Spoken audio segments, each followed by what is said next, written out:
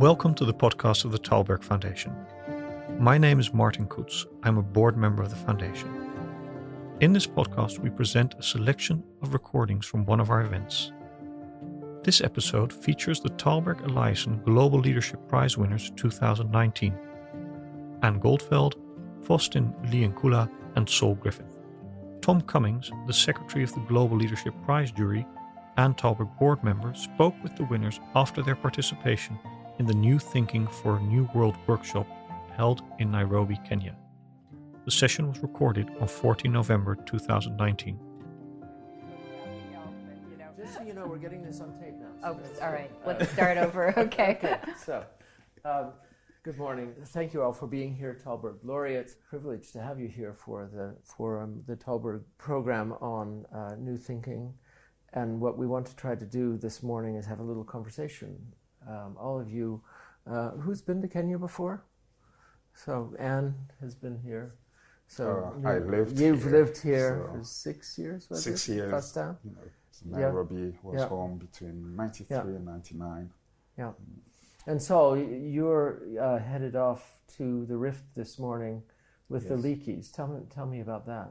I've been friendly with Louise Leakey for a number of years, and I called her and said that I'd be in Kenya, and she said, well, you should come up and visit her field station in Turkana. And so we're off to see the cradle of humanity. Yeah. I'm extremely excited. And since this meeting is about New Thinking for a New World, this really takes us back to a very distant past. But can you connect the dots between that past and this future that we're stepping into as a person deeply concerned with climate and challenges? Well, one view is maybe it doesn't matter where we came from and it doesn't matter where we go on this cosmic journey. Or, actually, a thought that I've been having recently, which is about as close to spiritual as I've ever gone, is if you consider the unbelievable improbability of humanity emerging, then all of our civilizations building, and you think about, continued human existence, which is really, in some respects, the underlying reason to try and fight back against climate change and to keep a more stable effort. And you think about how unbelievably improbable succeeding at that effort is.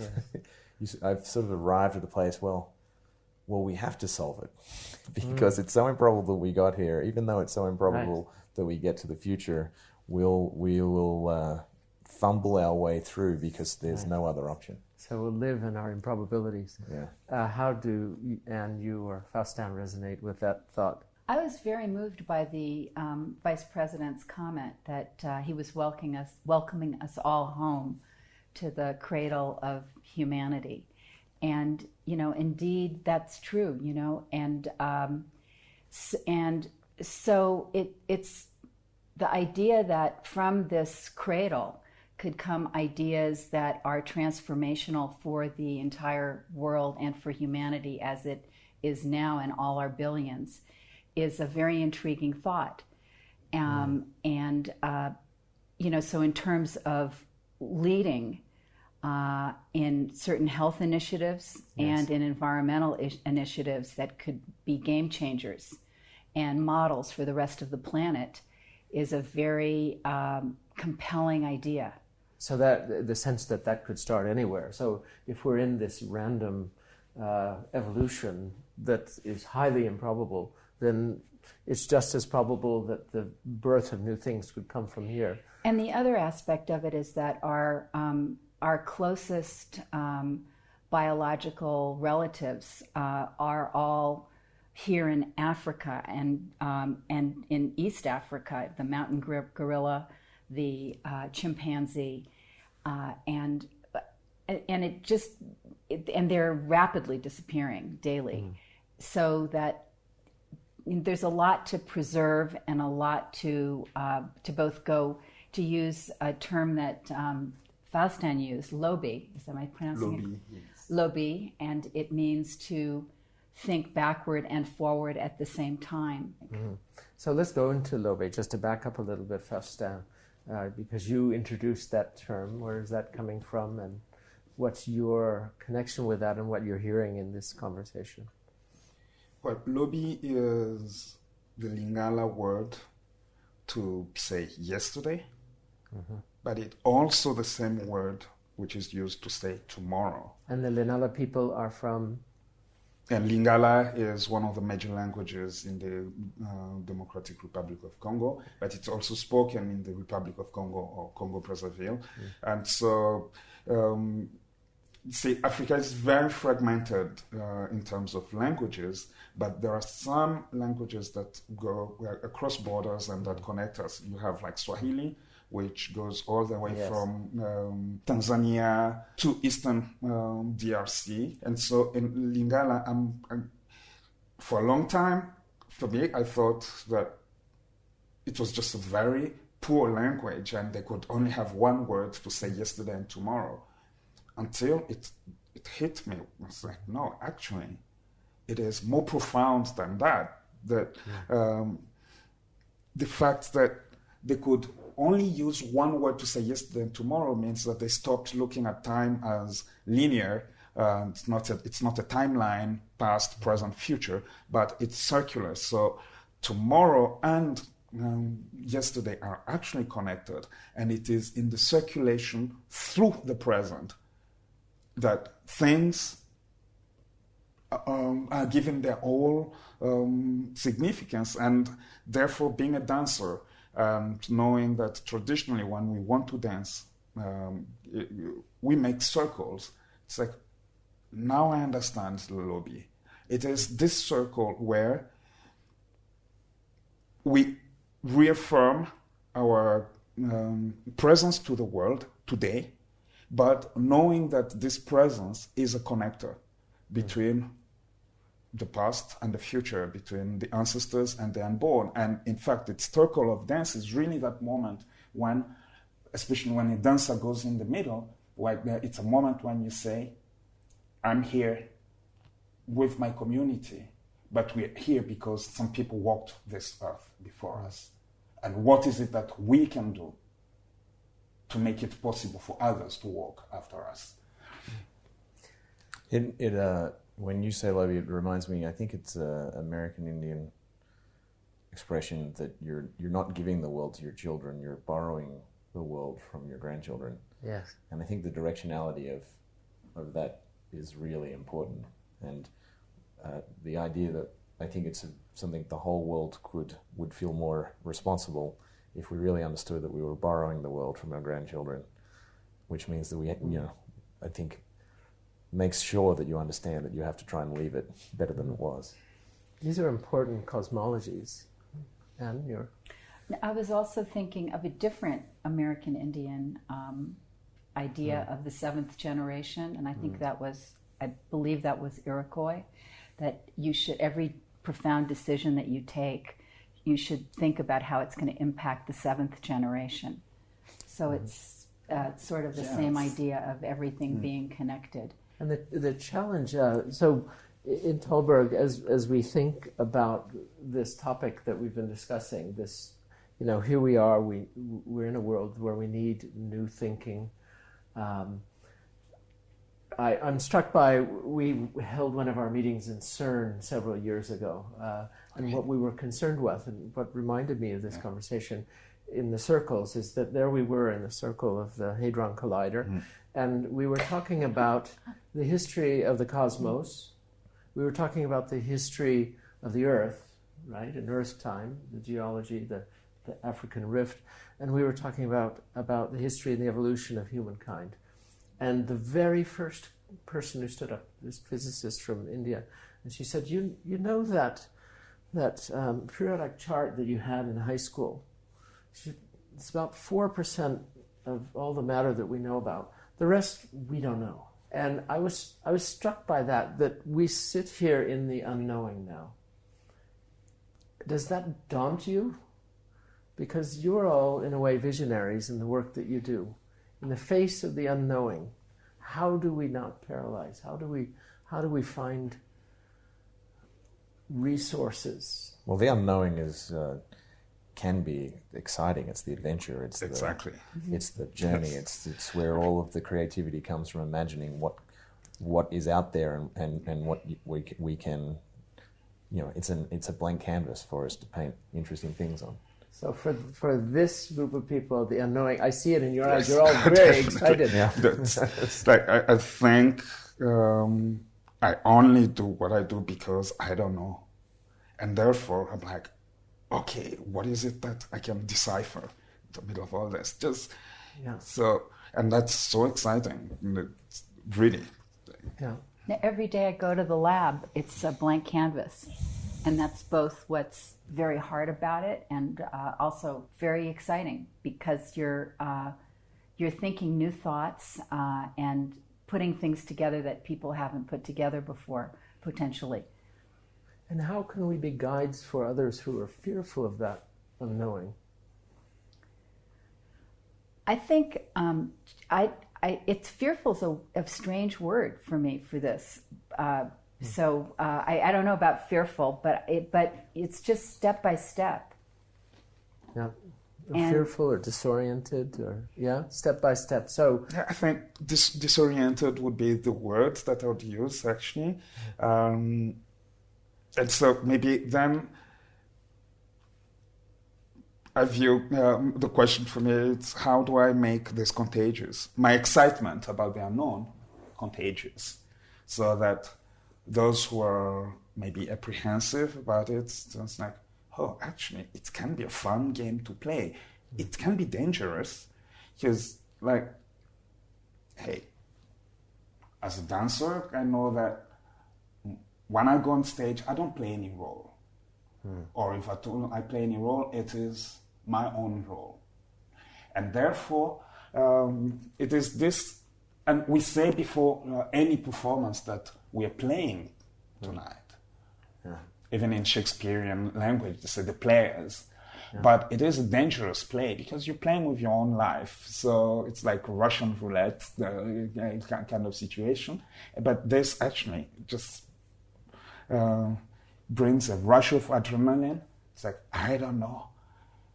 And that's why I want to jump. Yeah. And actually, you know what? It's fun. It's dangerous, but it's fun. And I see, how make it contagious.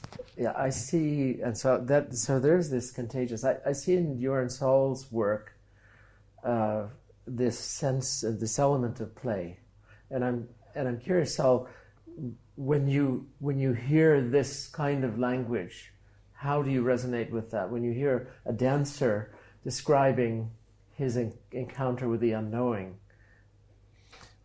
my mind had wandered to the late 20th century. Environmentalism was very concerned that children were not growing up with any relationship with the natural world.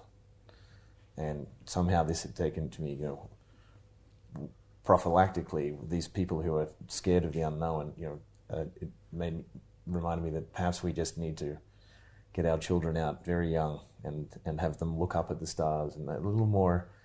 It's unclear that we are raising our children with a little bit of that existentialism of like looking up at this infinite universe and what on earth is out there. And perhaps it does worry me that more than half of us now live in crowded urban environments, and we always sleep under a roof, and we aren't exposed to quite enough uncertainty and quite enough fear and quite enough existential tininess as children and looking at the universe. So those thoughts are taking me there. But in terms of the play, it's unbelievably important. And it's when you're just talking about children growing without like relationship to nature. That makes me think about my own relationship to nature. How I grew up.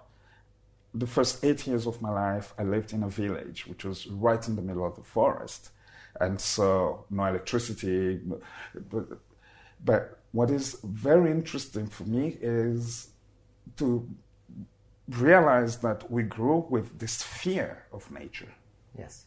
With this idea that nature, like just the idea of going for a walk in the forest, you don't do that because The forest gives you food, and therefore it can kill you. So we grew up with these ideas about the spirits and all that. But then there was this excitement of like, actually, I will go there. So it's like defying, what scares you. And in all of your work, you go there. I'm struck by how you all go out into the field. What does going to the field mean for you? I work on nominally renewable energy systems, clean Yes. energy. And, I struggle with solving climate change. Of course, there's no real solution. It's how do we live peacefully with the earth with enough stability to have the most flourishing civilization we can. And what's lovely about having this in Africa is you get out of the Western mindset. So the Western mindset of a solution to climate change means how does everyone live with Danish modernism Right.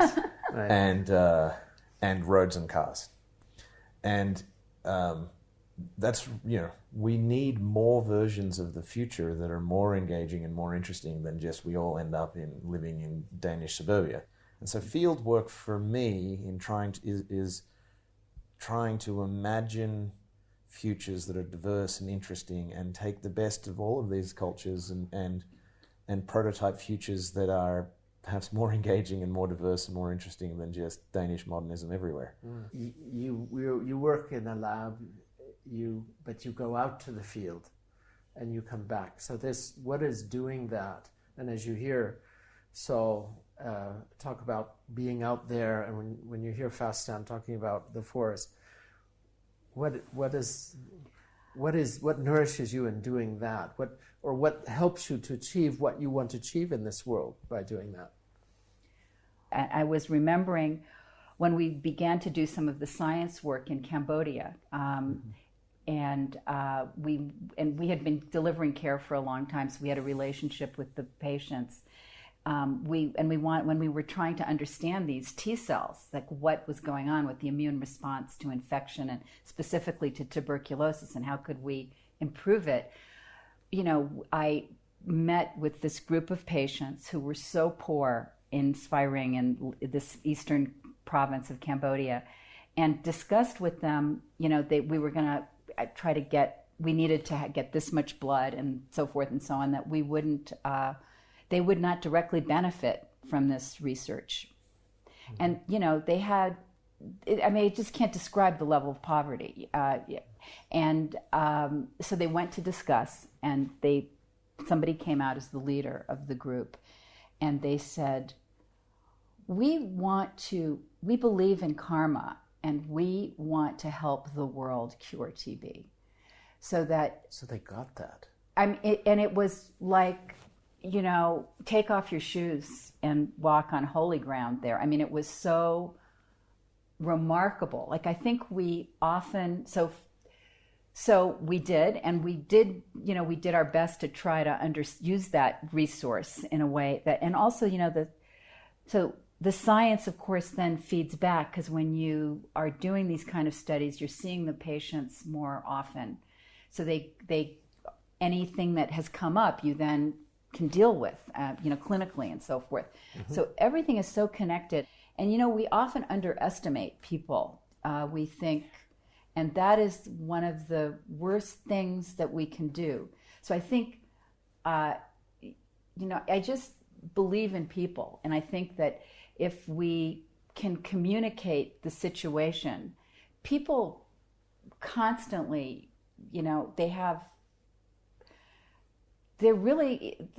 people are good at heart. I don't know how to say it in a different way, and want to be part of a solution. Let me ask a final question. How has your encounter with the Tällberg Foundation, the prize aside, but affect the way you think about what you're doing next in the future? I think any opportunity to step back from the triage and to be allowed, amidst your own triage, to be a little more philosophical and a little more top-down is an incredible luxury afforded to us by the Tällberg Foundation. If only a lot more people had that opportunity, I think that is how you improve the world. Couldn't. I see heads nodding. Yeah. How do you feel going away from here? Less lonely. The speaker of the group. Less lonely. Less lonely. It's like, hey, the circle is bigger. It's all about, it's like acupuncture, really, like, but here it's about identifying those other points there that are activating energy. It's there, and say, oh, how do I